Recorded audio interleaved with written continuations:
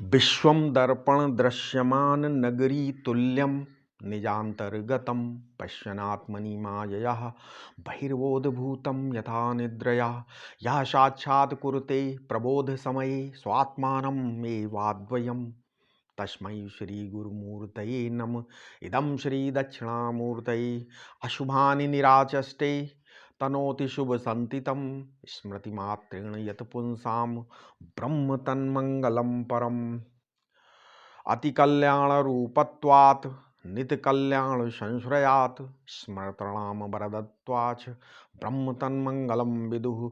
ओम। पिछले वीडियो में देह त्रय मतलब सूक्ष्म शरीर, स्थूल शरीर, सूक्ष्म शरीर और कारण स्वरूप का वर्णन किया। ठीक है, अभी इसमें अभी ये देह त्रय जो साक्षी है, अब इन तीनों का साक्षी जो विवेक है वो थोड़ा बताते हैं। अब जैसे मैं दुखी हूं, मैं अज्ञानी हूं, ये चित्त केवल स्फुरणा है। तुमने अपने दुख और अज्ञान को देखा है, अतः आप इनके दृष्टा हो, इनसे पृथक इन स्फुरणाओं के प्रकाशक साक्षी हो।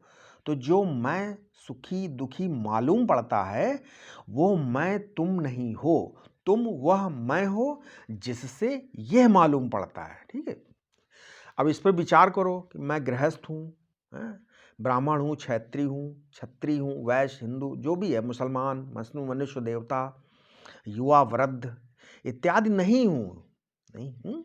ये तो स्थूल शरीर है, तो मैं क्या हुआ? मैं इनका साक्षी हूँ, ऐसे समझो। अब आगे मैं सोता हूँ, मान लो, मैं जागता हूँ, देखता हूँ, करता हूँ, संकल्प करता हूँ, निश्चय करता हूँ, चिंतन करता हूँ, अभिमान करता हूँ, ये सब सूक्ष्म शरीर के धर्म। अतः ये मेरे नहीं है और ये मैं नहीं हूँ। ठीक है, अब ब्रह्म क्या है, मैं कौन हूँ, ईश्वर क्या है, माया क्या है, सृष्टि का मूल उपादान क्या है? आप कहेंगे पता नहीं। यही अज्ञान है जो कारण शरीर है। आप इस अज्ञान के साक्षी हैं, अतः आप कारण शरीर भी नहीं है। ठीक है, मैं ना पंचभूत हूँ और ना उनसे बना शरीर। शरीर पंचभूतों का है, मेरा नहीं है।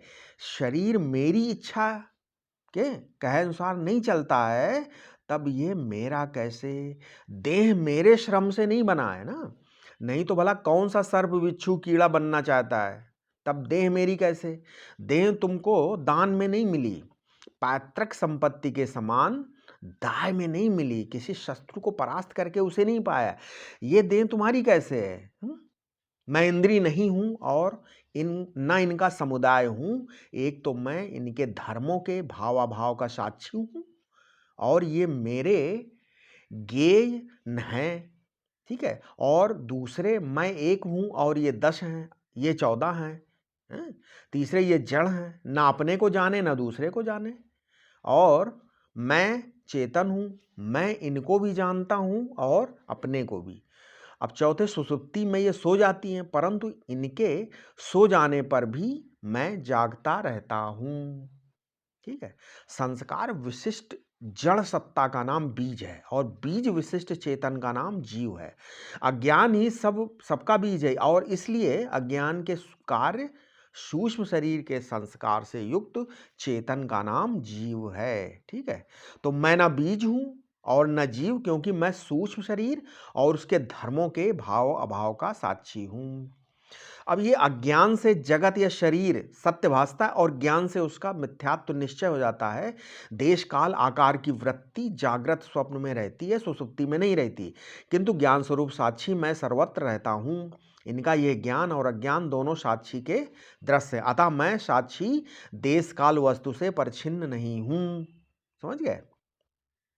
अब ये देश काल वस्तु की कल्पना का कर्ता कौन है? धर्माधर्म पाप पुण्य का कर्ता कौन है? कोई नहीं, बस संकल्प ही करता है। मैं उस संकल्प का साक्षी हूं। मुझ में ही अज्ञान और संकल्प दोनों रहते हैं और मुझको दोनों भासते हैं, अतः मैं अविनाशी सत हूं, अविनाशी चित हूं और मैं ही सृष्टि का उपादान हूं। जैसे घड़े का बनना, फूटना और ना रहना तीनों मिट्टी में ही होते हैं, उसी प्रकार देश का काल रूप वस्तु, सृष्टि का जागृत में होना, स्वप्न में विपरीत भासना, है, सुषुप्ति में ना भासना। जिस सूक्ष्म अविनाशी सत्ता में होता है वो अविनाशी चेतन सत्ता मैं हूँ। साक्षी में देश मतलब लंबाई चौड़ाई नहीं होता, और साक्षी में काल भी नहीं होता है, उसकी आयु भी नहीं होती। साक्षी सत्य होता है, उसका साक्ष्य असत्य होता है, और साक्षी अद्वितीय होता है। देह को साक्षी मैं समझना मानो पीतल को सोना समझना है, और साक्षी मैं को देह समझना मानो सोने को पीतल समझना। वेदांत ज्ञान का प्रयोजन ये है कि जो वस्तु जो है और जैसी है उसको वही और वैसी ही समझना। जैसे देह अनेक तत्वों का संघात है और मैं एक हूं, हैं? और मैं मात्र ज्ञान तत्व हूं। देह नियम में है और मैं स्वतंत्र हूं तथा माया के द्वारा इनका नियंता हूं। देह मांसांद विकार जो मांसादि विकारमय अपवित्र है, मैं ज्ञानमय पवित्र हूं। देह तामस है, अंधकार रूप है, मैं प्रकाश स्वरूप प्रकाशक हूं। देह अनित्य और असत है, मैं काल का प्रकाशक होने से नित्य सत हूं। मैं जागृत अवस्था में इन मन इंद्रियों के द्वारा जगत को जानता हूं तथा स्वप्नावस्था में केवल मन द्वारा जगत को जानता हूं। सुसुप्ति में मैं बिना मन इंद्रियों के ही जगत का भाव जानता हूं। इसलिए मैं क्या हूं? ज्ञान स्वरूप हूं। ठीक है। जागृत में जिससे संस्कार के होने का पता चलता है, स्वप्न में जिससे स्वप्न का पता चलता है, और सुसुप्ति में जिससे जागृत और स्वप्न के न होने का पता चलता है, वो ज्ञान मैं हूं, वही साक्षी है। ये देह घट है, पंचभूतों में ये घटित हुआ है, अतः ये घट है। जैसे घट का दृष्टा घट से पृथक होता है, ऐसे ही देह घट का साक्षी मैं देह से पृथक हूँ। वेदांत में पृथक का अर्थ विलक्षण मतलब विपरीत लक्षणों वाला होता है। ठीक है। आकृतियों को छोड़ दो और उनके उपादान को पकड़ो तो तुम्हें सत्ता प्राप्त होगी। वृत्तियों को छोड़ दो और उनके साक्षी को पकड़ो तो तुम्हें क्या प्राप्त होगा? ज्ञान प्राप्त होगा। विचार करो कि मैं आकृतियों से रहित सन्मात्र हूं, मैं वृत्तियों का साक्षी चिन्ह मात्र हूं, मैं सुख दुख के अभिमान से रहित आनंद मात्र हूं, मैं सच्चिदानंद घन तत्व हूं। ठीक है। अहम बुद्धि में से जो अहम बुद्धि है उसमें से बुद्धि छोड़ दो, अहम रहने दो। चलो अच्छा, अहम में से हम छोड़ दो, आ रहने दो। हन्ति हन्यते इति हम, जो मारता है मरता है उसे हम कहते हैं। हम कर्तत्व है। ठीक है। हम आकाश का बीज अक्षर भी होता है, इसलिए अहम माने मैं जो न मरता है न मारा जाता है, जिसमें कर्ता कर्म नहीं है, जिसमें आकाश का भी बीज नहीं है। जागृत अवस्था में देह के घेरे में जो चैतन्य रहता है उसका नाम है विश्व। ठीक है। ऐसे समझो, विश्व क्या है? जो जागृत अवस्था में देह के घेरे में रहता है। और स्वप्न में अंतःकरण के घेरे में जो चैतन्य रहता है उसका नाम क्या हो जाता है? तेजस। ठीक है।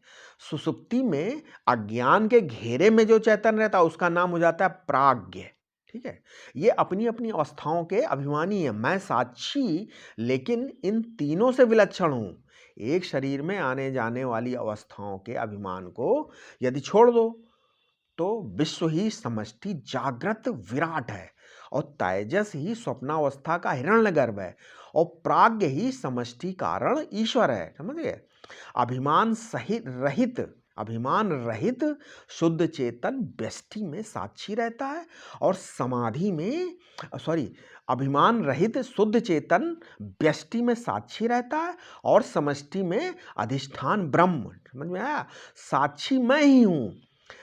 उपनिषद का कहना है कि साक्षी आत्मा ही ब्रह्म है। अयम आत्मा ब्रह्म, मांडूक्य उपनिषद। इसलिए मैं क्या हूं? ब्रह्म हूं। अब मैं भी भासता है, नहीं भासता? मैं भी भासता हूं कि नहीं भासता हूं? और देह भी भासती है। तो किंतु देह कभी भासती है जैसे जागृत या स्वप्न में, और कभी नहीं भासती जैसे सुषुप्ति समाधि मूर्छा में। जबकि मैं सदैव भासमान रहता हूं, मैं नहीं हूं, यह ज्ञान कभी किसी को नहीं हो सकता। देह बाधित भासमान है और मैं अबाधित भासमान हूं, अतः देह मिथ्या है और मैं साक्षी सत्य हूं। देह में 6 विकार भाव रहते हैं कि नहीं? मुझ साक्षी में ये नहीं रहते हैं। देह में आध्यात्मिक मतलब दैहिक, अधिदैविक, ठीक है, आध्यात्मिक दैहिक हो गया, और आदि दैविक और आदि भौतिक, मतलब भौतिक ताप दुख लगे रहते हैं। अहंकार उनको लेकर सुखी दुखी होता रहता है, किंतु मैं उन सबका साक्षी, उन दुखों से परे हूं। अब सम्यक्त्व की कल्पना से, अर्थात वस्तु को उत्तम मानने से, उसके विषय में संकल्प उठता है। संकल्प से काम, मतलब उसे पाने की इच्छा, काम से प्रयत्न होता है, प्रयत्न सफल हुआ तो लोभ होता है कि ये और मिले, असफल हुआ तो क्रोध होता है कि नहीं होता है? इसलिए लोभ से मोह होता है और क्रोध से हिंसा। इनमें से किसी में भी मेरा कर्तव्य तो नहीं है, क्योंकि ये सब देह में अपने आप होता रहता है। इसको समझें आप। मैं आकाश के समान इन सब देह विकारों का साक्षी हूं। स्वयं विकार होते हैं, संस्कार बाहर से डाले जाते हैं, ठीक है। विकार क्या होते हैं? स्वयं में होते हैं कि नहीं, अपने आप। और संस्कार क्या होते हैं? बाहर से डाले जाते हैं। आकार कर्मानुसार प्राप्त होता है और प्रकार स्वभावानुसार होता है। हमें चाहिए कि हम इन सबसे मुक्त हो जाएं। मैं साक्षी असंग चेतन हूं, अतः मुझसे कर्म का कोई संबंध नहीं है, ठीक है। देह बदलता रहता है, मैं साक्षी नहीं बदलता। मैं अव्यय हूं, क्योंकि अपने स्वरूप का त्याग मैं कभी नहीं करता, ठीक है। सत आत्मा है, मैं हूं, और असत जगत है, देह है। इसलिए आत्मा और देह कोई परस्पर संबंध नहीं हो सकता। सभी संबंध कल्पित एवं व्यवहारिक हैं। व्याधि स्थूल शरीर में होती है, ठीक है। बीमारी कोई भी आए वो कहाँ होती है? स्थूल शरीर में। और जो आधी होती है वो सूक्ष्म शरीर में होती है। किंतु मैं साक्षी तो निरोग हूं। सारा जो गड़बड़ झाला इस देह की उपाधि में है। ज्ञान वो है जिसमें कोई ज्ञातापने का अभिमान नहीं है। मैं ज्ञाता हूं, किंतु मैं ज्ञेयाभिमानी नहीं हूं। मैं शुद्ध साक्षी चिन्मात्र हूं, जिसमें ज्ञाता से भिन्न कोई ज्ञेय ही नहीं होता। शब्द से वस्तु का होना प्रतीत हो, किंतु वास्तव में वो ना हो तो उसे विकल्प कहते हैं। माया, अविद्या, अज्ञान, भेद बुद्धि इत्यादि कुछ भी, ये सारे ऐसे विकल्प हैं, ये अंतःकरण में है ही नहीं। क्यों? बस यूं ही शास्त्र के अध्यारोप से सिर में जड़ जमाए बैठे हैं ये अध्यारोप। ज्ञान का ही नाम कारण शरीर है, मतलब अज्ञान, जो अज्ञान है उसी का नाम कारण शरीर है। मुझ साक्षी में कारण शरीर बंध्या पुत्रवत है। शरीर तमोगुण का कार्य है, इसमें होने वाली क्रिया रजोगुण की है, और शांति, ज्ञान और सुख सत्व गुण के हैं। किंतु मैं तो स्थूल सूक्ष्म कारण शरीर नहीं हूं, अतः मैं निर्गुण हूं। सत्व रज तम की वृत्तियां अंतःकरण में आती जाती रहती हैं, किंतु मैं उन समस्त वृत्तियों का साक्षी हूं, अतः मैं निर्गुण हूं। मैं निर्गुण हूं अतः निष्क्रिय हूं, तब मुझ में अविद्या, काम और कर्म कहाँ रह सकते हैं? नहीं रह सकते। मुझ निर्गुण, निष्क्रिय, असंग एवं स्थूल सूक्ष्म कारण देह रहित एक रस तत्व का आवागमन या देहांतर संभव नहीं है, अतः मैं संसारी जीव नहीं हूं। मैं ज्ञान हूं, साक्षी हूं। अतः जहां अज्ञात वस्तु की सत्ता नहीं रहती, वो ज्ञान है जो ज्ञात होता है। वो तो ज्ञान से अभिन्न होता है। परमात्मा कहाँ है? अपने शरीर में ही। वो तुम्हारे मैं के अतिरिक्त और कुछ नहीं है। शरीर पंचभूतों से बना है, अतः पंचभूत शरीर की आकृतियों से अतीत हैं, किंतु पांच होने से ये भी आकृति हैं। इनका मूल कारण प्रकृति इनसे अतीत है। ये प्रकृति जिस दृष्टा को प्रतीत होती, वो प्रकृति से न्यारा है, ठीक है। जब ये ज्ञान होता है कि वो कि दृष्टा अद्वितीय ब्रह्म है, ठीक है, तब प्रकृति अपनी सत्ता छोड़ देती है। तब आत्मा ही मूल तत्व रहता है। इस देह में रहते हुए ही यह आत्मतत्व देहातीत है। शरीर को मैं मेरा मानना ही दुख का उपादान कारण है। ये सब हमने अब जो बताया ये देह साक्षी विवेक है। तीनों दोहों के संबंध में ऐसा समझिए और उसको अनुभव कीजिए। अच्छा, कुछ लोगों ने बोला कि जो आत्मा है, एक दिन कुछ लोग बैठे यहीं पे, तो आत्मा और जीव और ये आत्मा के स्वरूप के संबंध में बहुत सारे मत हैं। चलो उन मतों का मैं बताता हूँ कि बहुत सारे मत हैं। उन मतों में आत्मा किसको कहते हैं, ठीक है, बड़ा कन्फ्यूजन है। हम्म, तो ये आत्मा किसको कहते हैं, ठीक है, ये मैं अभी बताता हूँ आपको। मान लीजिए ये जो चार्वाक मत है, मान लीजिए, या ऐसे मान लो, अब इस आत्मा के स्वरूप में समझ में बहुत सारे मत है। मान लो जैसे शरीर में क्या है, जो स्थूलता है ना, है उसका मूल क्या है, मिट्टी, मतलब पृथ्वी है कि नहीं। इसमें जो द्रव्य है उसका मूल क्या है, पानी है। इसकी गर्मी मूल अग्नि है। श्वास तथा गति का मूल क्या, वायु है। इसमें जो खालीपन है उसका मूल आकाश है। संकल्प या मन का मूल अहंकार है। विचार का मूल महान या महातत्व। सुसुप्ति का मूल प्रकृति। आपके शरीर में जो अहम है, मैं ये ज्ञान स्फुरित हो रहा है, इसका मूल क्या है, आत्मा है, नहीं है। आत्मा माने मैं, अब समझिए इसको, वर्तमान काल में मैं हूं, ये सबको स्वीकार, किंतु मैं क्या वस्तु हूं ये समझना है। आत्मा के इस विशेष जो रूप है मैं, उसमें मतभेद है, ठीक है। जो मैं क्या वस्तु, इस आत्मा के विशेष रूप में क्या मतभेद है। मतभेद यह है कि आत्मा पहले था या नहीं, आगे रहेगा या नहीं, केवल देह है या देह से अन्य कर्ता भोगता है, देह के बराबर है या देह के कोने में रहता है, देह के साथ रहता है या बाहर भीतर परिपूर्ण है। ये सब जो है ये क्या है, तो मतभेद वस्तु के स्वरूप के, मतभेद वस्तु के स्वरूप के अज्ञान से होता है। और ज्ञान की ये प्रणाली है कि उस वस्तु के स्वरूप के संबंध में जितने मत हैं उन सबका अपवाद कर दिया है, तभी अध्यारोपों से विनिर्मुक्त ज्ञान तत्व ज्ञान है, ठीक है। अब जैसे चार्वाक मत, उसमें वो क्या है, बोलते देह आत्मा है। चार्वाक चैतन्य विशिष्ट देह मात्र आत्मा है, ऐसा प्राकृत जन और लोकायतित मानते हैं। लोकायतित एक मत और चार्वाक मत, ये चार्वाकी लोग हैं, बहुमत इन्हीं के पक्ष में रहता है, ठीक है, इसलिए ये लोकायत बोलते हैं, ठीक है। ये लोग प्रत्यक्ष प्रमाण के आधार पर अन्य व्यतिरेक का सहारा लेकर विचार करते हैं। कहते हैं भैया, चार्वाक क्या बड़ा मीठा बोलते हैं भैया ये तुम्हारा देह ही आत्मा है। ना तुम कहीं से आए हो, ना देहपात को कहीं जाना है। जब तक देह है तभी तक सारा खेल है। कौन किसके पूर्व या उत्तर जन्म को जानता है, इसलिए लोक भोग्य सुख ही पुरुषार्थ है और बस मर गए यही मोक्ष है। जैसे कम्युनिज्म, इसी तरीके का कम्युनिस्ट ना पूछा, अब क्या है, मान लीजिए देह में जो चेतन है वो क्या है, तो बोले अरे वो तो चार भूतों मतलब पृथ्वी जल अग्नि और वायु का विशेषण है, ठीक है। जैसे एक कमल का बीज, कमल नाल मान लो सरोवर में डाल दिया, उसमें से एक तना निकला, फिर कमल का फूल निकला, रंग नीला था तो वो नीलापन कमल का विशेषण है। इसी प्रकार चार भूतों से, वो चार ही भूत मानते हैं वो लोग, चार भूतों से एक शरीर रूपी कमल खिला और इस कमल में नीलिमा के समान ये चैतन्य विशेषण हो गया और मैं हूं के रूप में प्रकट हो गया। जब तक देह है विशेषण भी रहेगा और देह नहीं रहेगा विशेषण भी मिट जाएगा। चैतन्य कोई अलग वस्तु नहीं है, जड़ता का ही एक विकास है। आत्मा केवल देह ही है और कुछ नहीं, ठीक है। परंतु देह माने क्या, देह माने है क्या, बोले देह उपचय धातु से देह बनता है, अर्थात देह का अर्थ ढेर। ये हड्डी चाम रुधिर मलमूत्र का ढेर संघात है, ये स्थूल शरीर है। किंतु कोई व्यक्ति ये नहीं कहता कि मैं देह हूं, सब यही कहते हैं मैं मनुष्य हूं, मैं गृहस्थ हूं, मैं सन्यासी हूं, यही तो बोलते हैं। माने सबको आकृति या धर्म में अध्यास होता है कि नहीं होता, मैं देह हूं ये अध्यास नहीं होता कि I am a body, no. स्थूल देह तो मुझ दृष्टा का दृश्य है, गेह इसमें मेरा भाव होता है। फिर यह देह में कैसे, यदि देह संघात है तो वह अन्य के लिए होगा, भोक्ता के लिए होगा। देह मेरे लिए है अतः मैं देह नहीं हूं। अब दूसरा मान लो इंद्रियां या प्राण आत्मा है।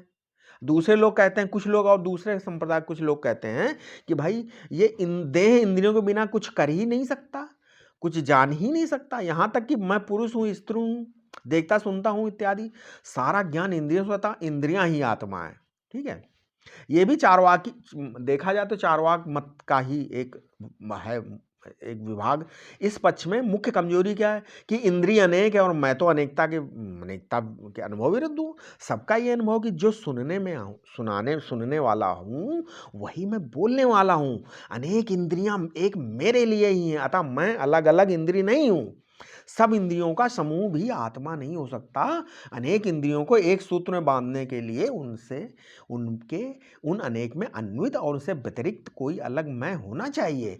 दूसरे स्वप्न में इंद्रियों के न रहने पर ज्ञान होता है, इंद्रियां अहम ज्ञान स्रोत नहीं हो सकती। इसी प्रकार प्राण ज्ञानालंबन नहीं हो सकता कि वो प्राणदर्श है, मैं प्राण हूँ, ये ज्ञान कभी किसी को नहीं होता। अच्छा, तीसरा मत में आ जाओ, बोले इस पर बोलते हैं कि मन आत्मा है, मान लो तो मन ही आत्मा है। इसके अनुसार जागृत में इंद्रियों के द्वारा उपलब्ध ज्ञान की उपलब्धि करने वाला मन ही है। स्वप्न में भी इंद्रियों के न रहने पर मन रहता है और स्वप्न का ज्ञान करता है। अतः मन ही ज्ञानालंबन आत्मा है। किंतु ये मन बहुरूपिया है, सुबह से शाम तक कितने रूप धारण करता है, परंतु अहम की संवित्ति तो एक ही रहती है ना। मैं जो मैं अज्ञानी था वही मैं ज्ञानी हो गया, किंतु मैं तो वही रहा। अतः मन आत्मा नहीं हो सकता। मन में संकल्प विकल्प भाव विकार आते जाते हैं, उनके साथ हम तदात्म बनाएं या ना बनाएं, उनकी स्वतंत्रता हमको है। ठीक है, इसकी स्वतंत्रता है हमको। सुसुप्ति में मन के न रहने पर भी अभाव ज्ञान रहता है, अतः मन ज्ञानालंबन रूप आत्मा नहीं हो सकता। चौथा क्या, बुद्धि आत्मा है। ठीक है, चौथा मत है कि मन की नियंत्री बुद्धि है, अतः बुद्धि ही आत्मा है। अब बुद्धि क्या है, तो कहा विज्ञान मात्र है, अतः विज्ञान मात्र आत्मा है। क्षणिक विज्ञानवादी बौद्धों का मत है कि क्षणिक विज्ञान रूप बुद्धि ही आत्मा है। ठीक है, अब विज्ञान को आत्मा मानने में क्या आपत्ति है कि विज्ञान क्षणिक है, किंतु इस क्षणिकता का विज्ञान किसको है, वो तो मुझको ही होता है। मैं यदि क्षणिक हूं तब तो प्रतिक्षण उत्पन्न होता हूं और प्रतिक्षण मरता हूं, इस अनुभव के विरुद्ध है। सुसुप्ति में बुद्धि के न रहने पर भी ज्ञान रहता है, इसलिए मैं क्षणिक विज्ञान रूप बुद्धि ज्ञानालंबन नहीं हो सकता। ठीक है, अब ये जो अहमस्मि मैं हूं वो स्फुरित हो रहा है, उसमें एक अहम है और दूसरा अस्मि है। ठीक है, इसमें जो अस्मि मतलब हूं है वो तो सत्ता है, और जो अहम है उसमें ये प्रत्यय है। ठीक है, तो अस्मि मिट्टी है, अहम घट है। मिट्टी ही सच्ची है, घट कल्पित है। इस प्रकार अस्मि ही सत्य है, अहम उसमें कल्पित आकार है। जो अहमस्मि अहमस्मि अहमस्मि ये 3 बार स्फुरण हुआ, ये प्रथम काल में अहम, द्वितीय काल में अहम और तीसरे तृतीय अहम। अहम में तो भूत वर्तमान भविष्य की कल्पना होती है, परंतु अस्मि जो अस्मि सब में एक है। अस्मि एक है, वर्तमान काल में है, प्रत्यक्ष है, अस्थि मात्र है, क्रियाशील नहीं है। अहम प्रत्यय है तरंग के समान, और अस्मि स्वसत्ता है जल के समान। अहम है नीलिमा के समान, और अस्मि है आकाश के समान। अहम है चलती श्वास के समान, अस्मि है वायु के समान। मन में बदलती वृत्तियां अहम अहम अहम, उनमें जो एक विज्ञान है वो आत्मा है। अहमाकार इदमाकार क्षणिक बुद्धियों की धारा आत्मा नहीं है। अब ये जो विज्ञान में मुख्यतः 3 धाराएं होती है, द्रव्य की, देश की और काल की। चार्वाक द्रव्य के साथ तादात्म्य करके देह को आत्मा बनाते हैं। ठीक है, और जैन देश के साथ तादात्म्य करके आत्मा का वर्णन करते हैं। जैसे आत्मा सिद्ध शिला पर बैठता है, आलोक आकाश में भ्रमण करता है। योनि और शरीर के अनुसार संकोच विस्तार को भी प्राप्त होता है। बौद्ध काल के साथ तादात्म्य करके क्षणिक क्षणिक वाले विज्ञान की धारा को आत्मा बनाते हैं, किंतु ये सब बुद्धि के साथ तादात्म्य करके आत्मा को लक्षित करने की पद्धति है। परंतु इन तदात्म्यों, जितने भी तदात्म्य हैं, इनका साक्षी कौन है? मैं यह ज्ञान है, ज्ञात होता है। अतः इसका प्रकाशक चैतन्य चाहिए। देश काल द्रव्य सब साक्षी भाष्य हैं। देशाकार, कालाकार, द्रव्याकार बुद्धि और इनकी अभावाकार बुद्धि का जो साक्षी है वही चेतन आत्मा है। अब एक और मत होता है कि बोलते भाई शून्य आत्मा है। कुछ लोग कहते हैं कि आत्मा शून्य है। ये शून्यवादी माध्यमिक बौद्धों का मत है। इनका कहना है कि अहम अहम जो ये ज्ञान है वो सुसुप्ति में नहीं रहता। तब कहाँ रहता है? कुछ नहीं, क्योंकि अहम इदम रूप से कुछ भी ज्ञात नहीं होता। अथवा यूं कहो कि वो शून्य बच रहता है, जागृत होने पर उसी शून्य में अहम अहम निकल आता है। वो अतः शून्य ही ज्ञानालंबन आत्मा है। अब ये बोल सकते हो शून्य का स्वरूप क्या है, तो बोलते हैं कि ये शून्य एक जैसा रेगिस्तान है, हैं? एक ऐसा रेगिस्तान है जिसमें बालू का एक भी कण नहीं है। एक ऐसा वन है जिसमें एक भी वृक्ष नहीं है। एक ऐसी अग्नि है जिसमें ज्वाला नहीं है। एक ऐसा जल है जिसमें जलबिंदु नहीं। एक ऐसा आकाश है जिसमें घटपट मठ नहीं है। मतलब अंतः शून्यम बहिर्शून्यम शून्य कुंभाभिवाम्बरे। मतलब असल में बौद्ध इस शून्य को चतुष्कोटि विनिर्मुक्त अनिवर्चनीय मानते हैं। मतलब अस्ति नास्ति, अस्ति नास्ति, नास्ति नास्ति, यही चतुष्कोटि है ना। इनसे विनिर्मुक्त शून्य आत्मा है। भगवान शंकराचार्य पूछते हैं ससाक्षिकम निस्साक्षिकम ग्वा, आपके शून्य का जो शून्य रूप आत्मा का कोई साक्षी है या नहीं? यदि नहीं तो शून्य कल्पित है। मैं शून्य हूं ऐसा अनुभव कभी किसी को नहीं हो सकता। मैं हूं इस वृत्ति ज्ञान का और सुसुप्ति में इस वृत्ति के अभाव का साक्षी शून्य नहीं हो सकता। वो कोई चेतन ही होना चाहिए। अतः शून्य आत्मा नहीं है। उपयुक्त तो देह इंद्रियां मन बुद्धि शून्य उपनिषद प्रतिपाद्य आत्मा इसलिए भी नहीं हो सकते क्योंकि श्रुति त्वम पदार्थ आत्मा को तत्पदार्थ ईश्वर ब्रह्म बताती है और इनमें से किसी में भी तत्पदार्थ ईश्वर ब्रह्म के साथ एकता की योग्यता ही नहीं है। ठीक है। अब एक पूर्व मीमांसा न्याय और न्याय मत क्या है? न्याय दर्शन। पूर्व मीमांसा और न्याय दर्शन या न्याय शास्त्र का क्या मत है कि आत्मा स्थूल सूक्ष्म शरीरों से भिन्न देहांत संसारी देहांतरण वाला कर्ता भोक्ता जीव है। ये पूर्व मीमांसा और न्याय दर्शन बोलता है। वेदांत में जीवात्मा को कर्ता भोक्ता संसारी परछिन बताया किंतु वो सप्रयोजन है। उसका प्रयोजन आत्मा में जीवत्व की कल्पना शास्त्रीय अध्यास है। देहत्रय विवेक में ये स्पष्ट कर दिया गया। हमने भी बताया देहत्रय विवेक में कि साक्षी अहंकार के कर्तत्व भोक्तत्व का भी साक्षी है। वो अहंकार से परे साक्षी है नहीं। फिर उपनिषद ने आत्मा को जीव क्यों कहा? जो जैसे जैसे नेतेंद्रीय आत्मा नहीं है, नेतेंद्रीय की उपाधि से वो दृष्टा कहा जाता है। मन आत्मा नहीं किंतु मन की उपाधि से आत्मा मनता कहा जाता है। उसी प्रकार अहंकार और कर्मेंद्रियों की उपाधि से आत्मा कर्ता और अहंकार तथा मन की उपाधि से भोक्ता कहा जाता है। कर्ता भोक्ता कहने का प्रयोजन है कि मुमुक्षु के जीवन में क्रिया का संकोचन हो, जानबूझकर संस्कारों को आधान हो और संसारित्व के हेतु के लिए धर्माधर्म का विवेक जागृत है। यही मतलब है। ये आत्मोन्नति का मार्ग है तथा आत्मा में वास्तविक कर्तृत्ववाद नहीं है। इस मोक्ष ज्ञान की भूमिका में है। समझे? असल में शुद्ध चेतन संसारी कर्ता भोक्ता होता ही नहीं।